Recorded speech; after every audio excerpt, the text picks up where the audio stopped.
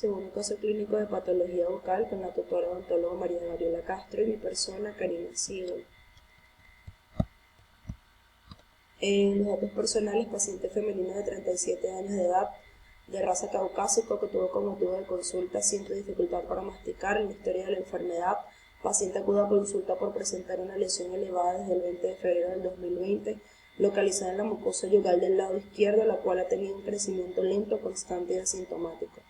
Antecedentes personales a nivel cardiovascular, paciente presenta hipertensión arterial desde el 17/5 del 2016. Antecedentes familiares, padre y madre son hipertensos controlados.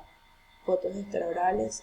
A nivel de las fotos intraorales podemos observar una lesión tumoral localizada en la mucosa yugal del lado izquierdo, próxima al ángulo de la boca, de forma redondeada de 0,2 decímetros aproximadamente, única, de consistencia firme, de un color rosado con focos blanquecinos y con una implantación pediculada.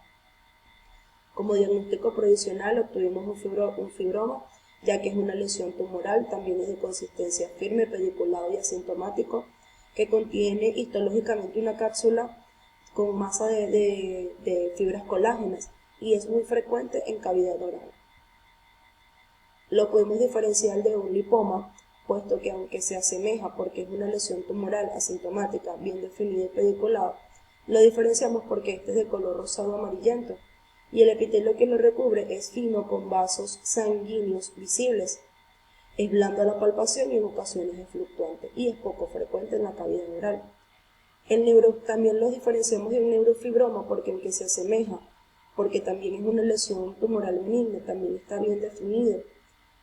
También es asintomático, es de consistencia firme, tiene predominio en el sexo femenino, también presenta dificultad para deglutir y masticar. Histopatológicamente se diferencia porque se caracteriza por presentar elementos nerviosos periféricos como las células de Schwann y neuritas y tejido conectivo dispuesto de forma difusa y desordenada. Igual que el leiomioma, aunque tiene similitud porque es un tumor benigno, asintomático, también de crecimiento lento, que aparece frecuentemente en mucosa bucal y también dificulta la masticación, se diferencia porque histopatológicamente presenta células fusiformes originarias del músculo liso y es un tumor vascular. Los métodos diagnósticos utilizados fueron un estudio microscópico y biopsia excisional de la lesión.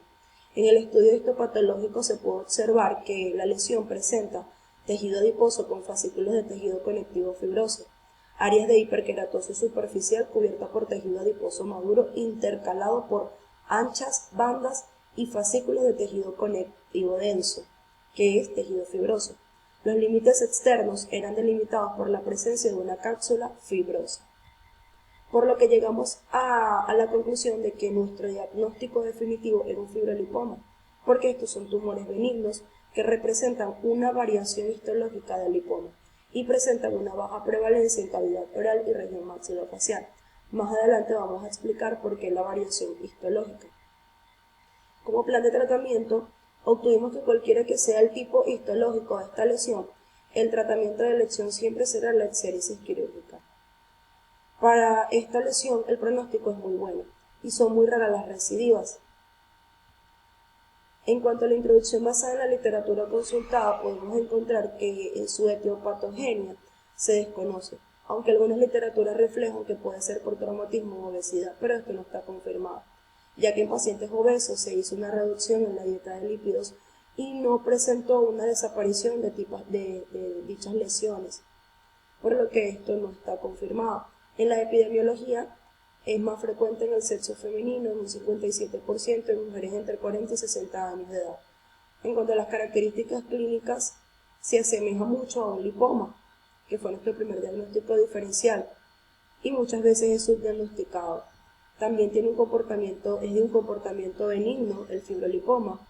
Se desarrolla poco frecuente en la cavidad oral, es asintomático.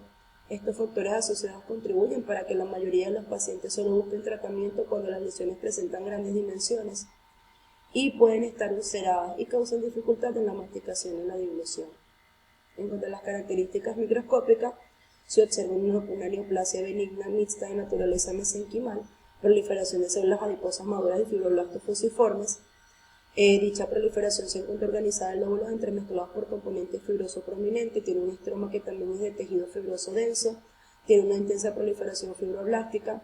También se observa un moderado infiltrado inflamatorio crónico con posesión de epitelial y perivascular, además de áreas de extravasación hemorrágica. Aquí presentamos en la introducción basada en la literatura que histopatológicamente los lipomas se subdividen en estos 11 tipos que podemos observar, y entre ellos está el fibrolipoma, que es nuestro diagnóstico definitivo. Al lado se colocó un cuadro diferencial entre el fibrolipoma y el lipoma.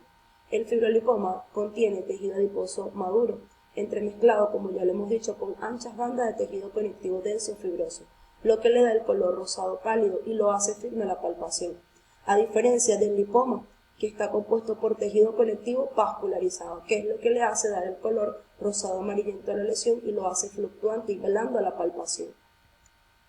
En la literatura consultada, en el primer artículo científico, podemos observar que se estudiaron 23 pacientes con una edad comprendida entre 35 y 60 años de edad, donde se encontró frecuentemente en la mucosa yugal este tipo de lesión. Al llegar a la consulta, los doctores pensaron que era un lipoma, pero al realizarse el estudio histopatológico de los casos, se concluyó que de los 23, uno de ellos era un fibrolipoma, porque encontraron bandas anchas de tejido conectivo fibroso. En el segundo caso, se estudiaron 3 mujeres entre edades comprendidas de 38 a 49 años de edad, donde presentaban también lesiones tumorales indoloras en la mucosa yugal. Y al llegar a la consulta se sospechaba como diagnóstico inicial fibroma o lipoma, pero al realizarse el estudio histopatológico se concluyó que se trataba de fibrolipomas. Por último, un hombre de 67 años de edad llegó a consulta por presentar una lesión con las mismas características, la cual ha ido evolucionando durante años y ha ocasionado dificultad para masticar. El aspecto se sugería que era un lipoma, pero al realizarse el estudio histopatológico se concluyó que era un fibrolipoma por el tejido conectivo fibroso que presentaba y la cápsula de tejido conectivo fibroso que lo rodeaba, y pocas células de tejido adiposo maduro. También se mostró que la resonancia magnética y los estudios de inmunohistoquímica podían ayudar para observar si este tipo de lesión era benigna o maligna.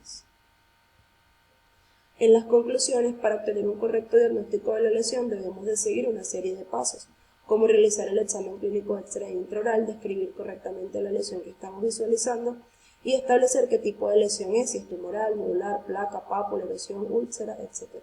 Para luego establecer dentro de qué patologías bucales se encuentran. Para esto no es siempre suficiente,